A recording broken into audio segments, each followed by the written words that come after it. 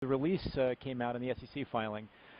Just to clarify a couple of details, the fundraising, did you have a precise figure that was raised with the share and bond sale? I'm not sure actually what the final figure is, but inclusive of the green shoe, which we expect to be exercised, the amount raised is approximately it's just over $1 billion. So just $1 billion. Okay. Yeah, I think it's like 1.068 or so. But then you got to subtract banker fees and other things. I think net of fees, it's really super close to $1 billion. Got it. Okay. And for U.S. taxpayers, what is the profit on your loan? Do you happen to know that figure from the early report? That's actually an excellent question. I believe it's close to $20 million to include. Yeah, I believe that it's somewhere between 15 and 20, but I'm not sure the exact number where it fits in that. But it's more than 15 because we've already done 2 principal and interest payments, yes. And then I believe there's something like $13 or $14 million of prepayment interest that we have to pay in order to pay the loan off. Okay. So when you I think it's something probably in the $17 million range. Okay.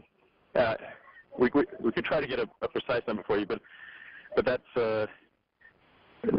that's pretty give or take $1 million approximately correct. Okay.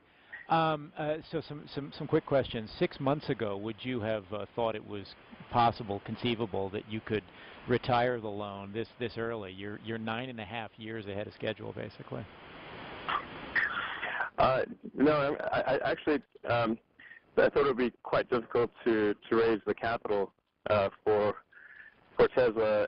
As you know, we were one of the most short-sold stocks on the entire market, so that was depressing our stock price quite heavily. In fact, I think there were times when we ranked as the most sold short stock in the market, and so that compressed the stock price and made it quite difficult for us to raise funding.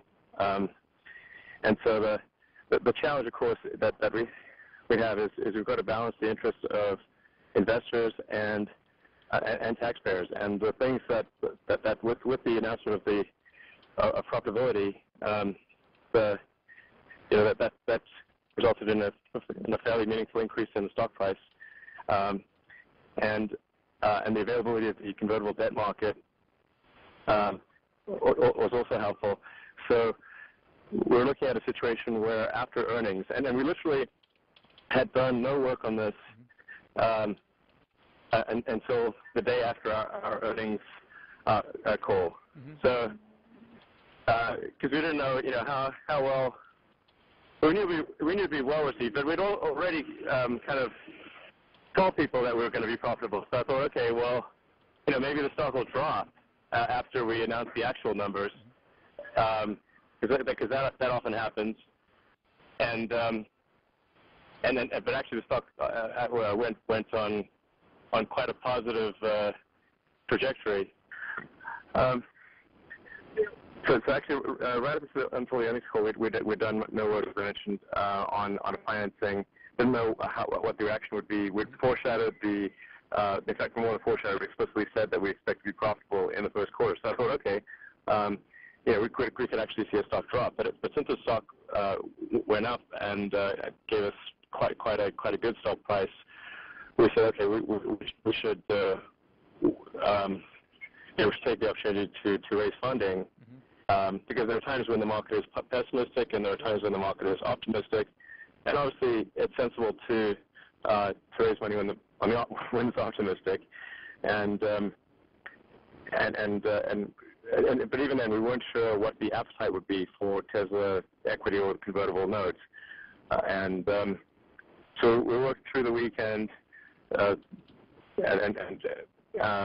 worked with the bankers and put together the financing round, and we're quite pleasantly surprised by the level of demand. In fact, both the convertible note and the equity were way oversubscribed. We started off looking at maybe raising around $700 million, and then we ended up increasing that to just over $1 billion because there was so much demand. And we improved the terms of in favor of Tesla, so we actually got quite competitive terms particularly for the convertible note. So how quickly did this idea of retiring the obligation, the loan, so rapidly? Because you'd already cut it to 5 years. Right. This just came up last week, where you realized it was doable, that you could do it this fast. Yeah, it was just last week. We really had done nothing. In fact, we would have had to disclose it if we'd done something in the earnings call, but we'd done nothing to raise around at all until we only saw the day after the earnings call, which I guess would be like 2 weeks ago, and put the round together and conclude the round in approximately a week, and then it takes takes several additional days for the funds to settle. So the funds settled, funds transferred yesterday. Funds transferred today, and the funding went directly from investors to the DOE portion, so it didn't even go through Tesla. But even as late as last week, we weren't sure whether there would be enough demand for the Tesla common equity and convert it to pay off the DOE loan. Once we saw the demand level, which was very high, we're several times oversubscribed, we thought, okay, well, there's opportunity here to raise the amount of money that to raise more money and actually retire the DOE obligation, and for us to be the only car company in America that has fully paid back the government. Tell me, at this point, now, because of this very rapid change of circumstances, we talked at the beginning of the month prior to earnings, prior to all this, and it seems so much has changed now in 3 weeks. Are you feeling at this point a little freer, a little more flexible now that this particular obligation is past the company? Yeah, I do feel as though it is a weight off our chest. We did get criticized quite a lot for taking government funding. I mean, even though the first several years of Tesla's life was exclusively privately funded, and in fact, mostly from me. And I put my last money into Tesla in late 2008 just to keep the company alive. It was still a narrow thing. With some of the restrictions that were imposed on you, I mean, there were restrictions on your personal sale of stock. Obviously, you would have had to run business plans, strategic plans by the Energy Department, just at least for tacit approval, I assume. Those things are obviously all gone now. I mean, essentially, this other sort of oversight mechanism is gone. Is that correct? Yeah, I mean, the DOE wasn't, the DOE was sort of insisting that we do anything that was all that bad. I wouldn't say we ever really had a significant disagreement with the DOE even. But it did complicate our ability to raise subordinated debt for things like inventory and transit. So we expect to be exporting probably 2/3 of our production, and so that's a lot of inventory on the water. The DOE covenants did limit our ability to raise subordinated debt. Now the DOE did say that they would work with us on that, but it was taking a long time to get that all sorted out. So it did give us some additional operational flexibility and agility, but I don't want to give the sense that the DOE was forcing us to do all sorts of bad things. That's not really the case. Well, should we think though of Tesla and as you as a little more unbound, a little more unchained now that you have this one particular obligation resolved? Yeah, I think so. I think we definitely have we have more operational flexibility, but I mean honestly the biggest thing I feel is that we've relieved a moral obligation, and there were a lot of people that criticize us for having a government loan at all, even though we received the smallest loan of anyone.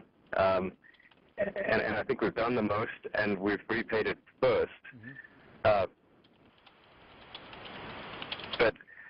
But nonetheless, we did receive quite a lot of flack for it, and it was kind of one thing people held against us. And some people, that was an issue in buying the car, even though obviously the other car companies got far more money than we did. And I just feel better having done it. Honestly, I did it because it felt right. That's the real reason. Have you had any communication from the White House, from President Obama? No, actually, no communication at all. Although I'm gonna do a photo op with the new Secretary of Energy. But I'm not sure. I mean, I assume he's been told, but I'm not sure if he has. And he he probably has more important things on his plate than this. But yeah. So. Well, you've resolved this one major financial obligation that's gone. Because of the fundraising, you now have significant additional funds. I assume those are going to go toward both a successful Model X launch and go into the third-gen product as well. Yeah, exactly. I think we actually have enough capital at this point to not need to raise any future funding, because the S is cash flow positive. We have more than enough money to get the Model X done, and then I think we'll generate enough free cash flow to fund the roughly $1 billion necessary to create the affordable mass market third generation vehicle.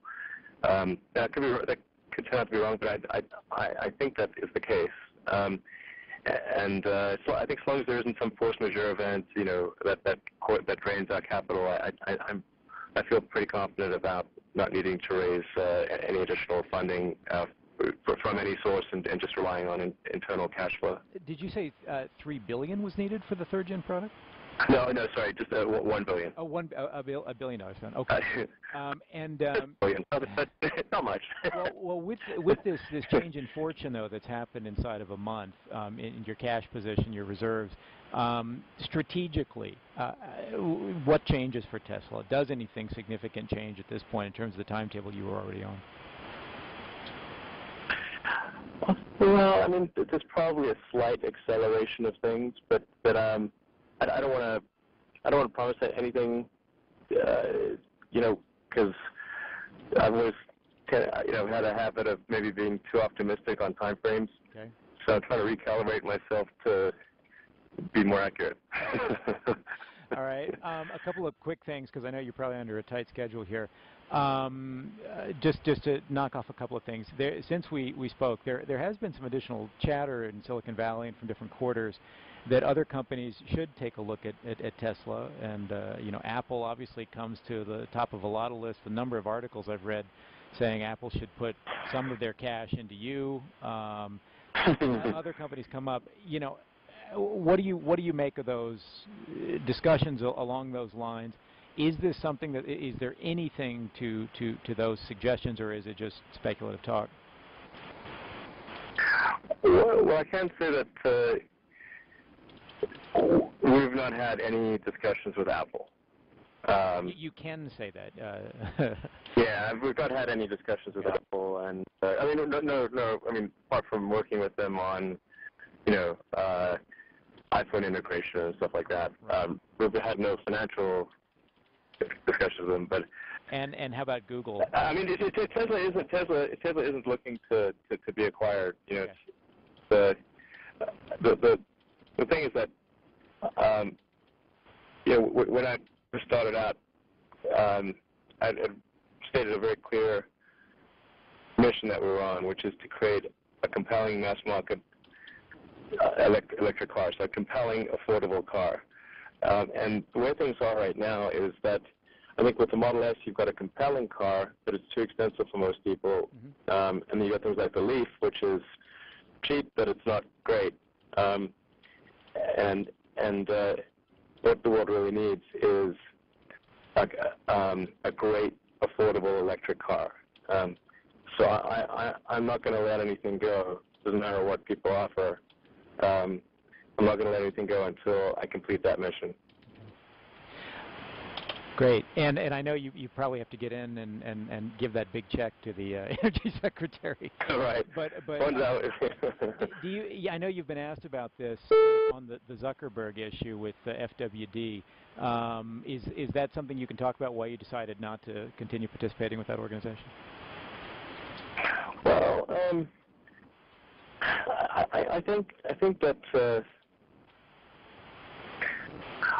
I think the right way to accomplish political objectives is to argue an issue on the merits.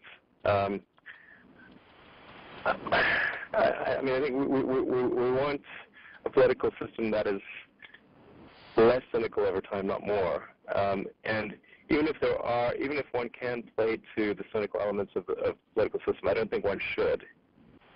At the end of the day, the people of the country will get the politicians they deserve, and they'll, whatever behavior we encourage in our politicians, that is the behavior that they will have. So, I think we should insist on a less cynical political system, and not do anything that would encourage it to be more so. Okay. Interesting stuff. How are you feeling today? Just fairly upbeat, I would assume? Yeah, I feel pretty good. I'm always sort of worried about, okay, well, what's the next sort of bad thing that will happen? But if you don't, as a friend of mine says, if you don't enjoy the ups, what's the point of having them? Okay. So. But is this coming faster than you expected, I guess? I mean, all of the series of events now. I mean, the level of profitability, the funds that you've raised, the repayment of the loan. Is this ahead of even your timetable? Yeah, absolutely. This is all happening way faster than I thought it would.